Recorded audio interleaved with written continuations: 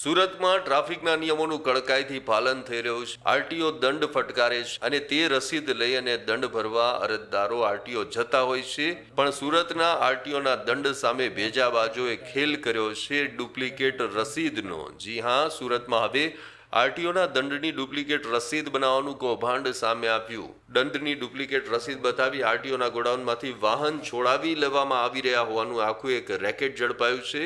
સરથાણા વિસ્તારમાં ટ્રાફિકના ગોડાઉન પર દંડની ડુપ્લિકેટ રસીદ બતાવી 3 યુવકો વાહનો છોડાવી ગયા હતા। જોકે ક્યુઆર કોડ સ્કેન ન થતા શંકા જતા આ સમગ્ર ભાંડો ફૂટી ગયો હતો। 3 યુવકો રિક્ષા છોડાવવા માટે પહોંચ્યા અને આ ખેલ બહાર આવી ગયો હતો। જોકે ડુપ્લિકેટ રસીદનો ભાંડો ફૂટતા 3 શખ્સો ગાયબ થઈ ગયા હતા।